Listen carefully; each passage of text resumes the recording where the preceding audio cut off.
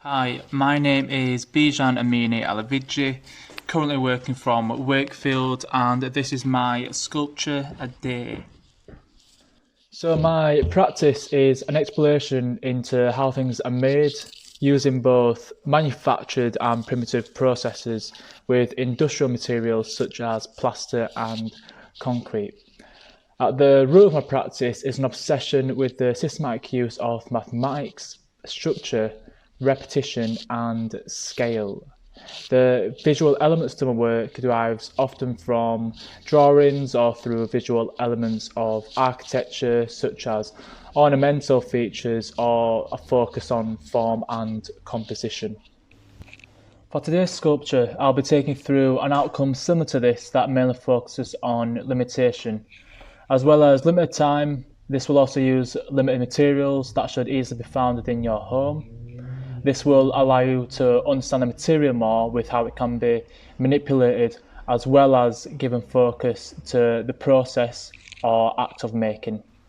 The materials and tools that you will need for this task are toilet roll tubes, as many as you can find, masking tape or alternatives such as sellotape or even gaffer tape, and scissors. Just to take through the initial stages, so using your scissors, cut up your toilet tube rolls into small pieces, considering multiple widths, which will give variation throughout your outcome. And I know at this point as well that if you want to manage to find one or two tubes, then cut them up into thinner sections to give you more options whilst making, but 3 or 4 will allow you more width variation. So now that we have our pieces cut out, it's time to start assembling each one together using the masking tape. And this is the speed at which you go through this entire process just to demonstrate that you don't need to rush and that 5 minutes is quite enough time to make something. And all of this was done just under 5 minutes as well. So I'm just going to take through this bit just a bit quicker just to get through the main bulk of the process. But throughout this, each new piece was just responding to the previous piece in terms of its placement.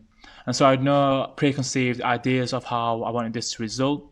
And with this, I was considering the composition of the overall work as I went on, and the alternate forms as well of each piece. And although each individual piece take on a slight varied form just from the early stage of cutting them out into smaller pieces, you can start to manipulate it further whilst it's assembled on the main body, either individually or as a whole, which distorts the piece further but helps to create more movement, but as well as helps to determine the direction of movement too. And I think it's quite important to say as well is, and what you've probably already noticed from what I'm making now, but as well as what I showed in the earlier example, is to keep this abstract and to not make anything in particular, because I want the outcome really to raise a few questions on what it is and what it could be as well, but I think it gives more room for imagination. Here are some other outcomes that I've taken on different forms, all still within 5 minutes of play.